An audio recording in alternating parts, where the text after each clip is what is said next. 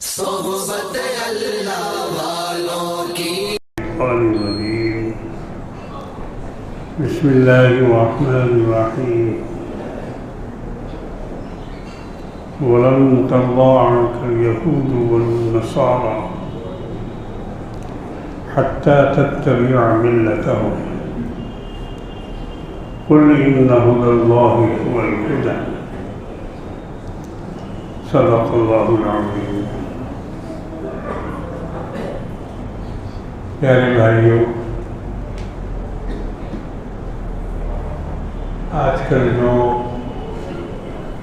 हालात चल रहे हैं और इस्लाम पर, मुसलमानों पर जिस कदर जुल्म उठाया जा रहा है, इंसानियत को मजरूह किया जा रहा है, ये जुल्म सितम वही है जिसको मिटाने के लिए तशरीफ लाए थे जनाब मोहम्मद रसूलुल्लाह सल्लल्लाहु अलैहि वसल्लम। आपके दुनिया में आने का मकसद ही यही है कि सारी दुनिया में अमन और शांति कायम हो।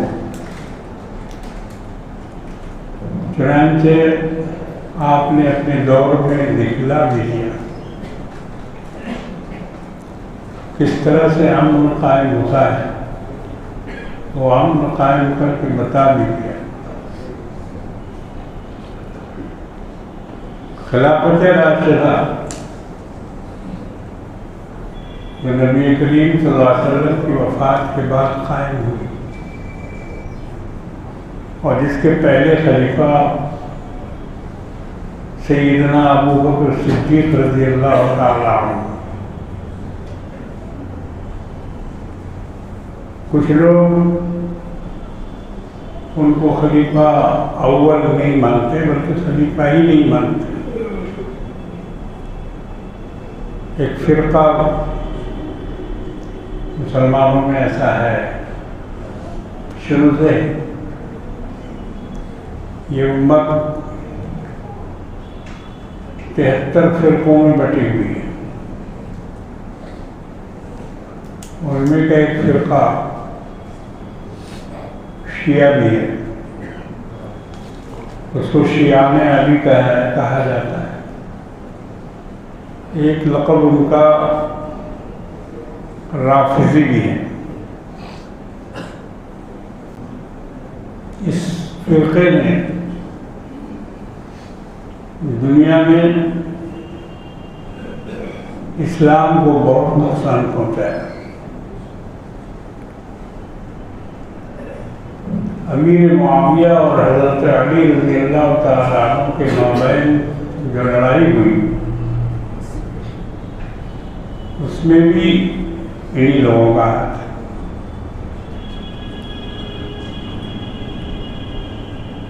सैयदना उस्मान गनी रज़ियल्लाहु ताला अन्हु जो खलीफा स्वयं,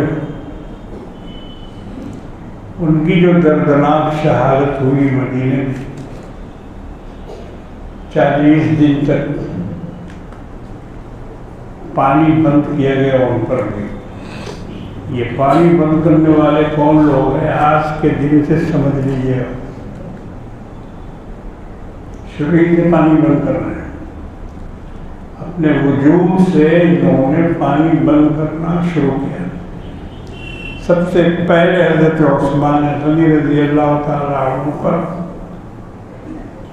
इस फिरके का जो बानी है, जिसने इस फिरके की बुनियाद रखी है, उसका नाम है अब्दुल्ला बिन सबा। यमन का रहने वाला था। अब्दुल्ला बिन सबा मज़हबन ये यहूदी था और इसने मदीने में आके इस्लाम कबूल किया। हज़रत उस्मान गनी रज़ियल्लाहु ताला अन्हु के हाथ पर उनकी खिलाफत के ज़माने में ये यमन से मदीना आया। था यहूदी। हम लोग यहूदियों के बारे में बहुत कम जानते हैं और हमारे उलमा अक्सर और बेशतर इसको बताते भी बहुत कम है कि ये कौन लोग हैं और उन्होंने इस्लाम को, मुसलमानों को किस किस तरह से नुकसान पहुंचाया है, ये आम मुसलमान नहीं जानते।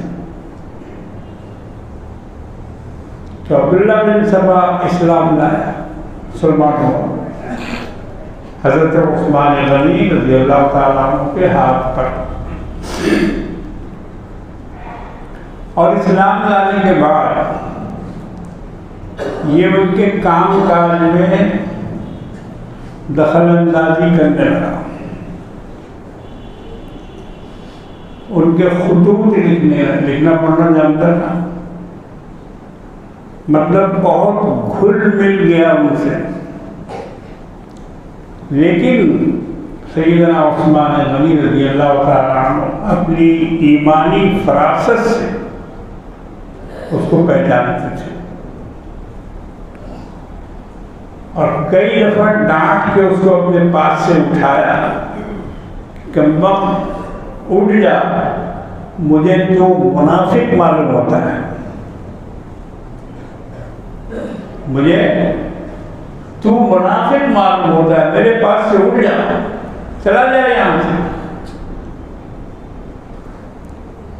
तो अहले ईमान की फरासत अजीब होती है, वो अपनी ईमानी फरासत से पहचान लेते हैं। इत्तकू बिफरासतिल मोमिन, हदीस में हुजूर ने फरमाया कि मोमिन की फरासत से डरो, बचो। फइन्नहु यंज़ुरु बिनूरिल्लाह, इसलिए कि वो अल्लाह के नूर से देखता है, उसके सामने अल्लाह का नूर होता है और उसी की रोशनी में वो देखता है।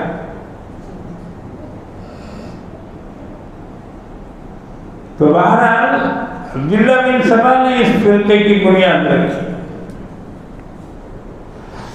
और उसके बाद सबसे पहले उसने ये अकीदा गढ़ा कि खिलाफत का हक अली का था, अबू बकर ने छीन लिया। इस फिरके का बानी इसने सबसे पहले ये अकीदा गढ़ा और अपने लोगों को उसने ये बताया कि खिलाफत तो अली का हक था, दामाद थे, चचेरे भाई थे, आपके कबीले के थे, बिरादरी के थे, इनका हक था और इनको मिलना चाहिए था। मगर अबू बकर ने सियासत करके और तोड़ जोड़ करके खिलाफत अपने कब्जे में कर लिया। ये आज भी इनका अकीदा ये है, आज भी ये हजरत अली को अव्वल खलीफा मानते हैं, अबू बकर को, उमर को, उस्मान को ये लोग खलीफा नहीं मानते, हुजूर के जानशी तस्लीम नहीं करते और इन हजरात को भी नौजुबिल्लाह बहुत बुरा भला कहते हैं, इन पर तबर्रा भेजते हैं, इन पर लानत भेजते हैं। सुन्नियों को तो अकल है नहीं,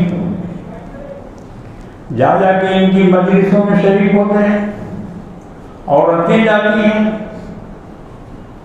न्याज फातिया के बहाने से वो भी जाती हैं, बेशुमार औरतें, बेशुमार मर्द इनके प्रोग्रामों में, इनके मुहर्रम के जलसों में, मजलिसों में, मातम में शिरकत करते हैं,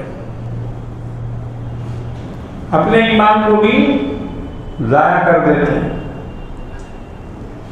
इससे बचना चाहिए, लोगों को समझाओ, जो औरतें हैं उनको भी समझाओ कि भाई ये गम बज़ाहिर सामने में गम है, इसके पीछे और बहुत सारे मकासद हैं। गम को सामने में रखते, गमे हुसैन या हुसैन, लेकिन उसके पीछे अबू बकर पे लानत, उमर पे लानत, उस्मान पे लानत, तमाम सहाबा पे लानत, ये भरते रहते हैं, पढ़ते रहते हैं, तबर्रा इनके यहाँ है, तबर्रा, और उसमें ये सारी बातें आती हैं। तो याद रखो, अबू बकर की सहाबियत कुरान से साबित है, कुरान से साबित है। उनकी सहाबियत का इनकार करने वाला काफिर है। जो ये कहे कि अबू बकर सहाबी नहीं है रसूलुल्लाह सल्लल्लाहु अलैहि वसल्लम के, तो शरीयत की निगाह में वो काफिर हो जाता है। इसलिए कि उनकी सहाबियत का इनकार गोया कुरान का इनकार है। कुरान ने उनको रसूलुल्लाह का सहाबी कहा है। जब गार का वाक़या अल्लाह ने बयान किया है कुरान में, तो वहाँ इनको अल्लाह ने ये कहा है, इज़ यक़ूलु लिसाहिबिही ला तहज़न इन्नल्लाह मअना। जब रसूल अपने साथी से कह रहे थे, ये कौन था साथी? गार में साथी कौन था? अबू बकर थे। इज़ यक़ूलु लिसाहिबिही, जब वो अपने साथी से कह रहे थे, ला तहज़न इन्नल्लाह मअना, घबराओ नहीं, अल्लाह हमारे साथ है। तो मेरे बुजुर्गों और दोस्तों, ये सारे अकीदे उस जमाने में गढ़े गए, और उसके बाद फितना और फसाद का दौर शुरू हुआ। मैं आपको तफसील थोड़ी देर में नहीं बता सकता। मैं जिस चीज़ को बताना चाहता हूँ आज के दौर के लिए, मुसलमान को उसको समझना बहुत ज़रूरी है। आप जिसको लड़ाई समझ रहे हैं कि फ़िलिस्तीन से उनकी दुश्मनी है और फ़िलिस्तीन को वो हटाना चाहते हैं, फ़िलिस्तीन को ख़त्म करना चाहते हैं, फ़िलिस्तीन को बर्बाद करना चाहते हैं, आम लोग यही समझ रहे हैं। नहीं, ये नहीं है। तो पहला टारगेट उन्होंने बनाया है फ़िलिस्तीन को। उनका टारगेट बहुत बड़ा है।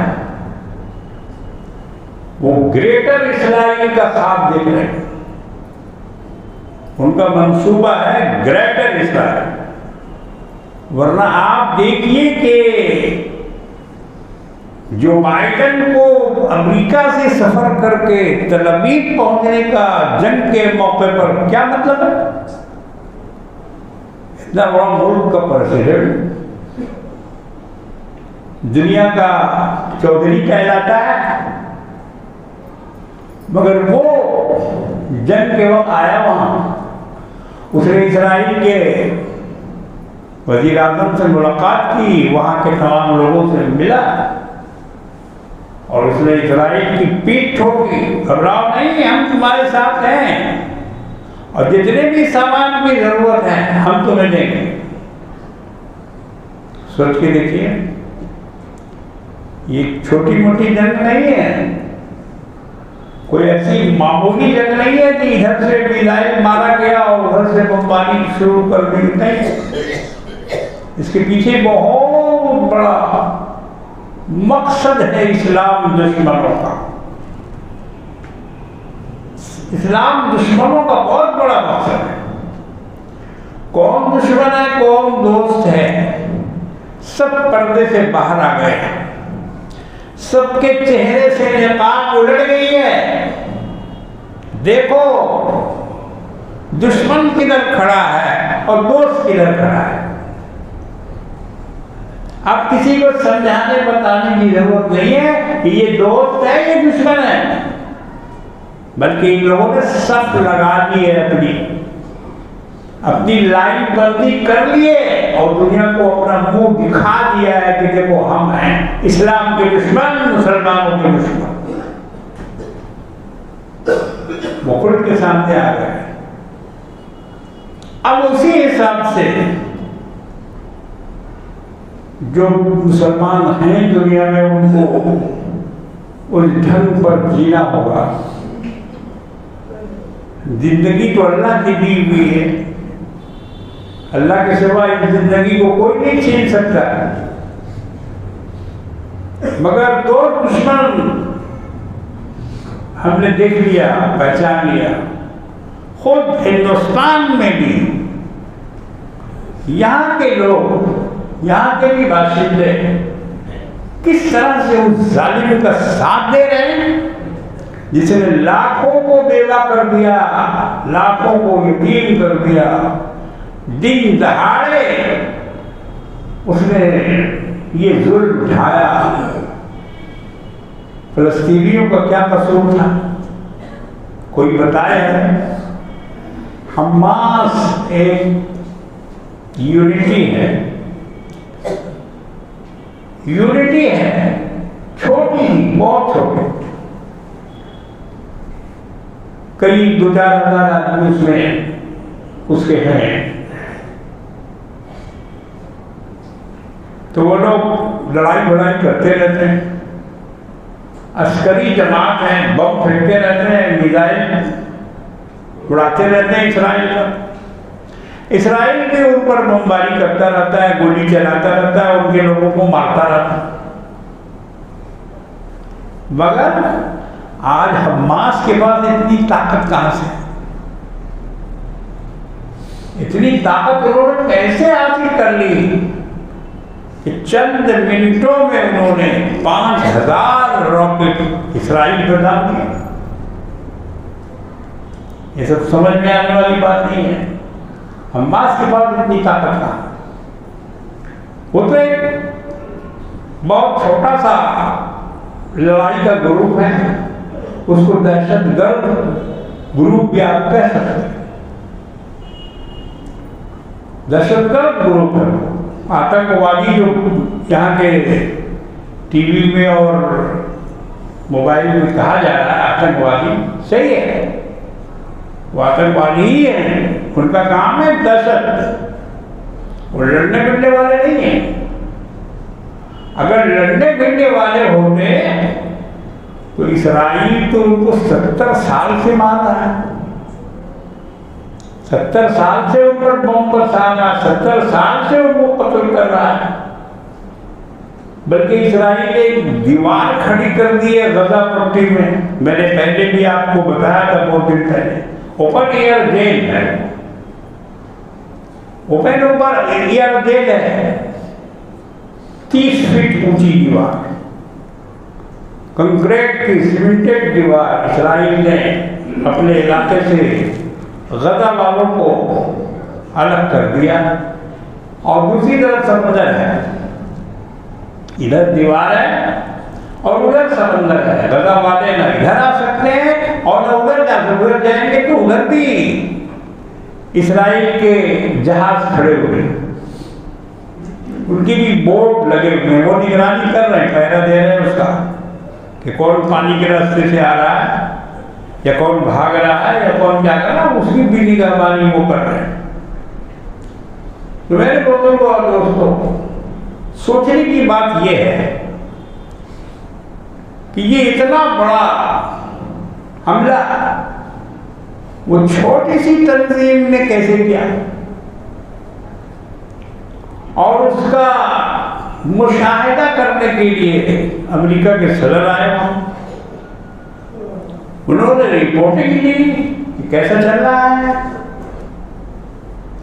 इस बहाने से, आतंकवादी के बहाने से उन्होंने पूरे इसराइल फलस्तीन को बिल्कुल मलियामेट करने का इरादा कर लिया और कर दिया। अब कुछ बचा नहीं है फलस्तीन में। अस्पताल, स्कूल और जितने भी बड़े बड़े दफातर, बिल्डिंग नाम की कोई चीज तो अब है नहीं। जितनी बिल्डिंग थी सबको बमबार्ड कर दिया। मगर आप ये देखिए कि कसूर फलस्तीनियों का था, या हमास वालों का था?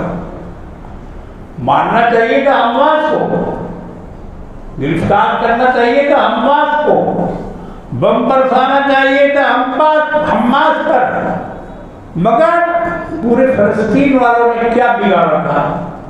शहरियों ने क्या बिगाड़ा था? औरतों ने, बच्चों ने, और वहाँ के स्कूल में पढ़ने वाले, वहाँ अस्पताल में बीमार, इन लोगों का क्या कसूर था जो इन पर बमबारी की गई? इनके मकानात को ढाया गया, इनकी आबादी को साफ कर दिया गया, उजाड़ दिया गया। पूछो इस्राइल से और पूछो अमेरिका से, ये जुर्म तुमने क्यों किया? फलस्तीन तो रिफ्यूजी के हैसियत से रह रहे थे वहां, हालांकि उनकी अपनी जमीन है। रिफ्यूजी फलस्तीन नहीं है, रिफ्यूजी इस्राइल है।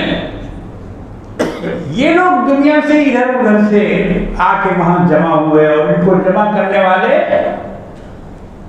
यूरोप के गुरु घट्टाल लोग हैं। यूरोप के गुरु घट्टाल, उसमें अमेरिका, उसमें बर्तानिया, उसमें फ्रांस, इन लोगों ने मिलकर इस्राइल को बसाया वहां फलस्तीन में।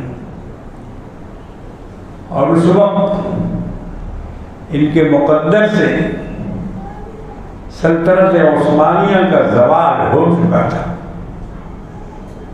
सबसे पहले उन्होंने सल्तनत उस्मानिया को कमजोर किया, क्योंकि जब तक उसको कमजोर नहीं किया जाता, यूरोप वालों की ये साजिश कामयाब नहीं होती।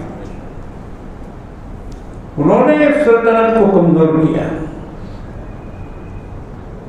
और यहूदियों ने बहुत दफा जाकर सुल्तान अब्दुल मजीद खान साहब से, वो सल्तनत उस्मानिया के सदर थे, बादशाह थे, उनको खलीफतुल मुस्लिमीन कहा जाता था। सल्तनत उस्मानिया का ताल्लुक खिलाफत अब्बासिया से था। वो एक खिलाफत थी जो बगदाद में सकूत के बाद तुर्की में कायम हुई थी, जिसके लिए यहाँ हिंदुस्तान में गांधी जी ने भी सत्याग्रह किया और उसके लिए आवाज उठाई। खिलाफत मूवमेंट हिंदुस्तान में भी चलाई गई उस खिलाफत को बचाने के लिए, और उस पर जो अंग्रेजों ने धावा बोला था और जिस तरह उसको खत्म करने की साजिश कर रहे थे, उसके खिलाफ हिंदुस्तान में भी आवाज उठाई गई। यहाँ के मुसलमानों ने भी, खिलाफत कमेटी जो है वो उसी दौर की यादगार है, उसी दौर की यादगार है। मौलाना मोहम्मद अली जौहर की बी अम्मा, उनकी वालदा, पुराने लोग तो सब गुजर गए, मैं नए लोगों के सामने बयान कर रहा हूँ। नए लोग इन बातों को नहीं जानते, बस हम ही लोग तक है। जब तक हम लोग बच रहे हैं ये सुनने को मिलेगा, नहीं तो उसके बाद नहीं मिलेगा, कोई नहीं बोलेगा। मौलाना मोहम्मद अली जौहर, उनकी वालदा बी अम्मा, उन्होंने एक स्लोगन दिया था मुसलमानों को, और उस जमाने में वो स्लोगन हर मुसलमान की जबान पर था। क्या था? बी अम्मा ने ये स्लोगन दिया, बोली अम्मा मोहम्मद अली की, जान बेटा खिलाफत पे दे दो। ये स्लोगन था, हर बच्चे की जबान पर ये उस जमाने में था। बोली अम्मा मोहम्मद अली की, जान बेटा खिलाफत पे दे दो। तो खिलाफत मोमिन यहाँ पर चलाई गई। ये वही खिलाफत थी तुर्की की सल्तनत उस्मानिया, जिसकी हुकूमत लीबिया से लेकर अल्जायर, मराकश, शुमाली जनूबी अफ्रीका और वहां से लेकर मिस्र, हिजाज, मक्का, मदीना, सऊदी अरब, यमन, इतनी बड़ी सल्तनत थी सल्तनत उस्मानिया। एक तरह से कह सकते हैं कि आधी दुनिया पर थी, आधी दुनिया पर तुर्कों की हुकूमत थी और वो मक्का मदीना के भी मुहाफिज थे। उनके दौर में मक्का मौजूदा पर कोई आंच नहीं आई, मदीना मक्का महफूज रहे। उन्होंने तुर्की से रेलवे लाइन बिछाई मदीना तक। मदीना शरीफ आप जाएंगे तो मस्जिद नबवी से थोड़ा सा हटकर रेलवे स्टेशन मौजूद है और इंजन भी बहुत ज़माने तक था, अब पता नहीं है कि नहीं है, हमने भी देखा उसको, पुराना इंजन जो तुर्की से आया था। तो ये रास्ता उन्होंने रेल का कायम किया, कम से कम 1500 किलोमीटर लंबी लाइन मदीने तक लाई गई। और उन्होंने जो खिदमत की है हरमैन की वो नाकाबिले बयान है। ये सऊदी क्या करेंगे, सऊदी क्या खिदमत करेंगे जो खिदमत तुर्की के बादशाहों ने की। तारीख में पढ़िए तब पता चलेगा कि कौन क्या है। बहरहाल सल्तनत उस्मानिया की भी शिकस्त में, उसके खात्मा में यहूदियों का हाथ। समझ में आया यहूदी कौन है? उस्मान गनी की खिलाफत से शुरू कीजिए, उनकी शहादत से शुरू कीजिए, अब्दुल्ला बिन सबा की साजिश से शुरू कीजिए। उनकी साजिश का ये नतीजा था कि हजरत अली को मदीना छोड़कर कूफा में खिलाफत कायम करनी पड़ी। कूफा को दारुल खिलाफा बनाया सैयदना अली मुर्तज़ा करमल्लाहु तआला वजह, वरना मदीना दारुल खिलाफा था। उमर वहीं थे, उस्मान वहीं थे, अबू बकर वहीं थे, मगर हजरत अली रज़ियल्लाहु तआला अन्हु को थोड़े दिन के बाद इन लोगों ने वरगला कर कूफा ले गए और वहां जाके दारुल खिलाफा कायम किया। अगर ये मदीना में दारुल खिलाफा रहता तो आज भी मदीना ही दारुल खिलाफा रहता, मगर वहां से उठा के जो ले गए बाहर, अब वो बाहर ही बाहर रहा। फिर दोबारा खिलाफत लौट के मदीना में नहीं आई, वहां से बगदाद चली गई। बगदाद में दारुल खिलाफा बना, वहां अब्बासियों ने हुकूमत की, बनु उमैया ने हुकूमत की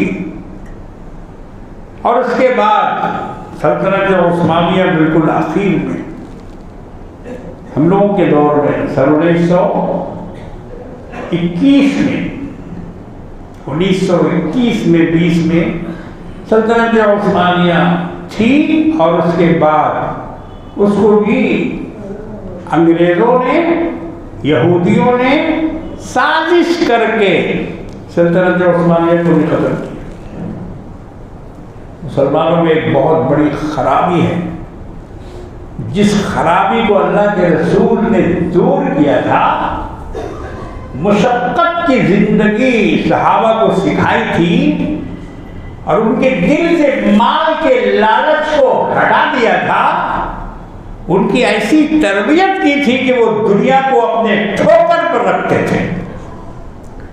दुनिया का माल, दुनिया का सामान और दुनिया की दौलत सहाबा के ठोकर में रहती थी। जूतियों के तले वो उसको रौंदते थे। उन्होंने दुनिया को कुछ नहीं समझा।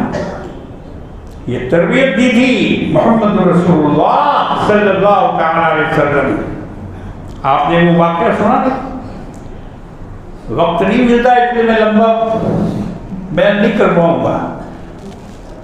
जंग कादिसिया जो ईरान से हुई हजरत उमर के ज़माने में, ऐसी जंग 40 दिन तक वो जंग होती रही। रात को भी वो जंग हुई, मशाल जला जला कर लड़ाई की गई। हालांकि उस जमाने में रात को जंग करने का कानून नहीं था। सिपाही दिन भर लड़ते थे, रात को आराम करते थे। रात को जंग बंद, रात को लड़ाई नहीं होती थी। मगर जंग कादिसिया जिसके सिवा सालार थे सैयदना साद बिन अबी वक्कास रज़ी अल्लाह तआला, जो हमारे हुजूर के रिश्ते में मामू भी लगते थे, जिनका मज़ार चाइना में पेकिंग में मज़ार है उनका। देखिए कहाँ के रहने वाले, कहाँ मक्का मदीना और कहाँ पेकिंग। बीजिंग बोलते हैं आजकल उसको, बीजिंग में उनका मज़ार है। ये मामू हैं और ये फातह है ईरान है, फातह ईरान है। इनके हाथ से ईरान फटा हुआ। और उसका जो सबसे बड़ा सिपा सालार था रुस्तम।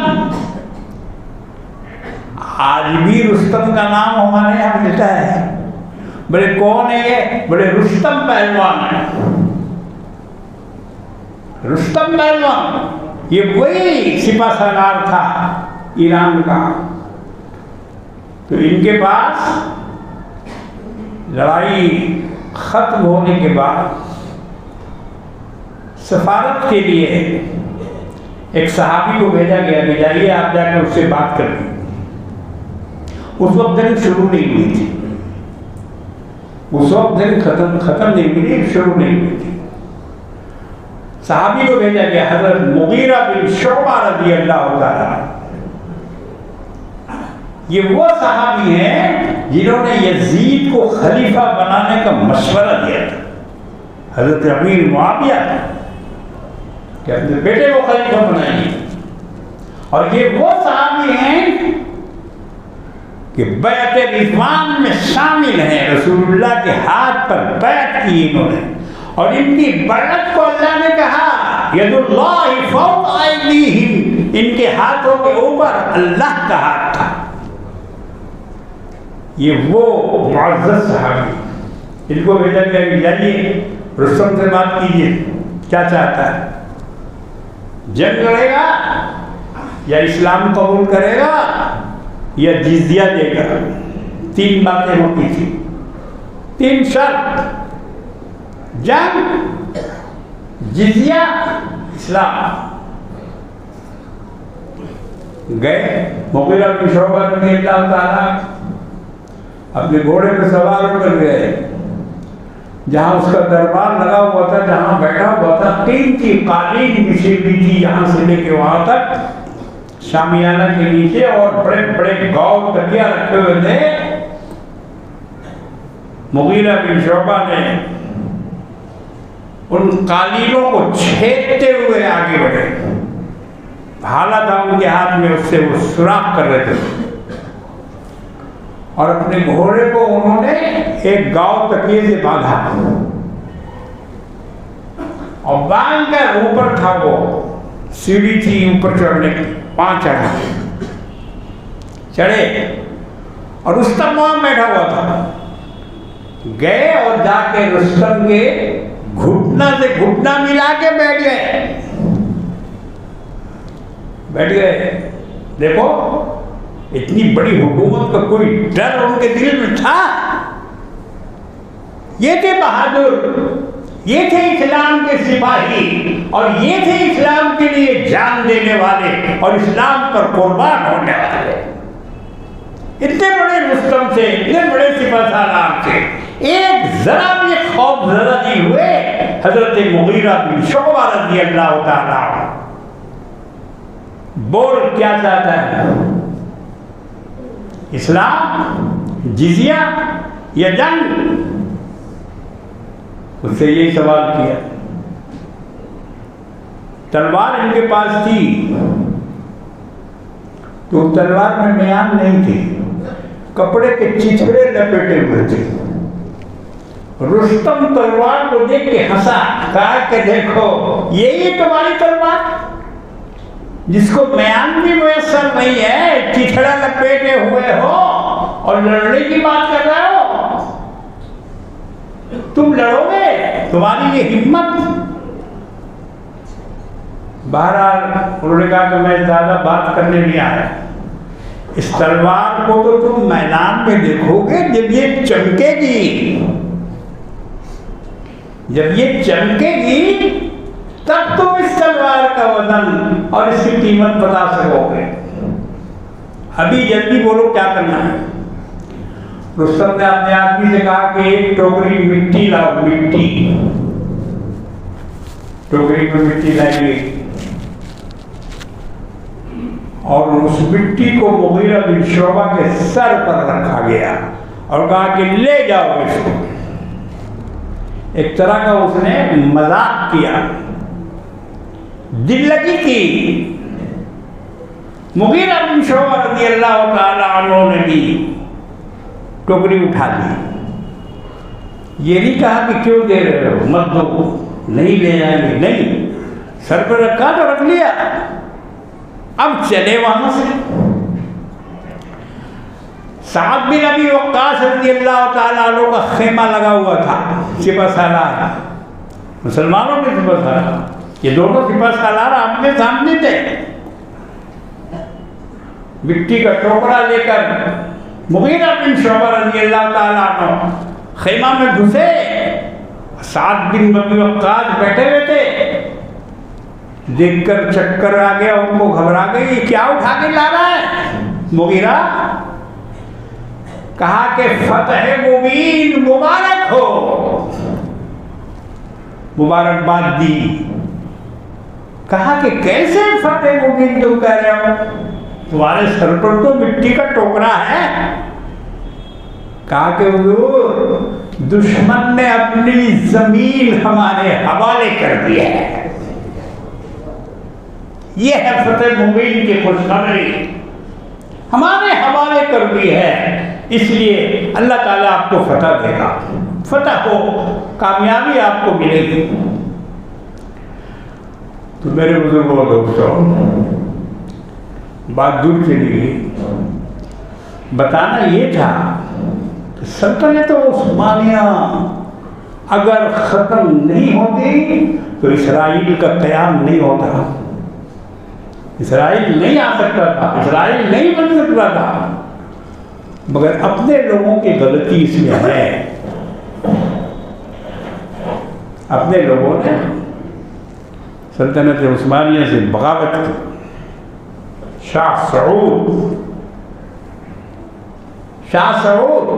उसने बगावत की, उसने तुर्कों से जंग की और जंग करके उनकी सल्तनत को ख़त्म किया और ख़ुद बादशाह बन के बैठे।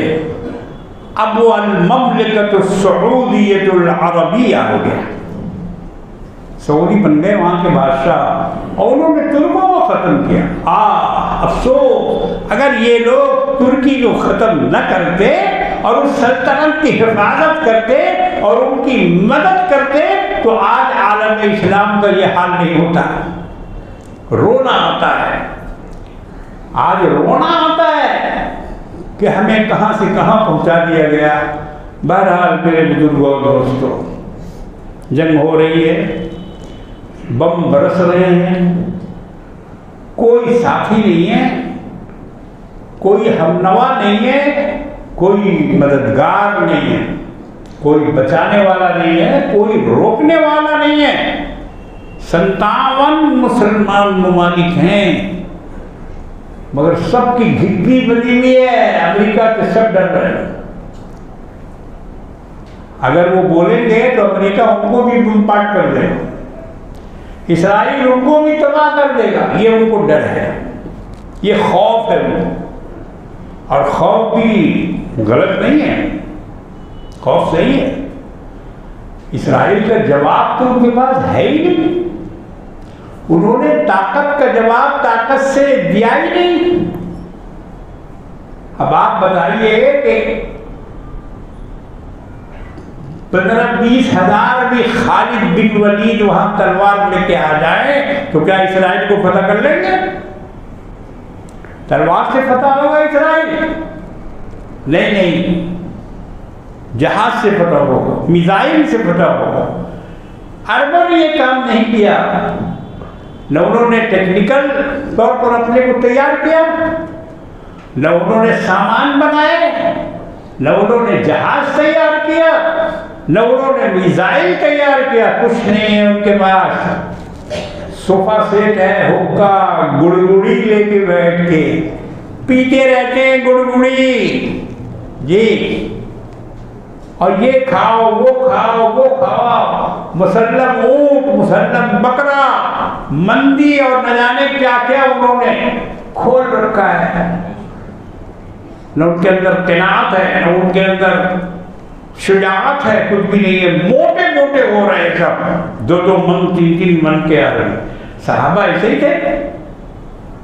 सहाबा मेहनत करने वाले थे, सहाबा जंग लड़ने वाले, सहाबा दौड़ने वाले थे। रसूलुल्लाह उनकी दौड़ कराते थे जी। मुशक्कत की जिंदगी, सुबह सवेरे उठना, नमाज पढ़ना, तहज्जुद पढ़ना। आज भी मुसलमान अगर इन चीज़ों पे अमल करने लग जाए तो दुनिया की कौमें पीछे हो जाएंगी। मियाँ हिंदुओं के सबक लो, हिंदुओं के सबक लो। RSS के जितने सब सुबह 4 बजे उठने वाले, सब 4 बजे उठकर योगा करते हैं, 4 बजे उठकर टहलते हैं, दौड़ते हैं और बहुत सारे मसाइल उनके हैं। पढ़िए उसको, मालूमात कीजिए। और एक हम लोग हैं 10 बजे से पहले हमारी नींद नहीं टूटती और बैठ के गुल मलते रहते हैं। उधर भी आधी आंख बंद है, आधी खुली है, अभी भी नींद पूरी नहीं हुई। ये कौम तरक्की करेगी? ये कौम मुकाबला करेगी? ये कौम दुनिया से लड़ेगी? नहीं, बिल्कुल नहीं। 2 और 2 4 होता है, 2 और 2 कभी 3 नहीं हो सकता। मैथमेटिक्स का उसूल है। तो जो जंग आज इसराइल लड़ रहा है, उस जंग की तैयारी मुसलमानों ने नहीं की, न इल्म के एतबार से, न टेक्निकल तौर से। अल्लाह तबारक व तआला उन मज़लूमों पर रहम फरमाए। इंशाअल्लाह जुमा की नमाज के बाद खुसूसी दुआ फ़लस्तीन वालों के लिए और मज़लूमीन के लिए होगी।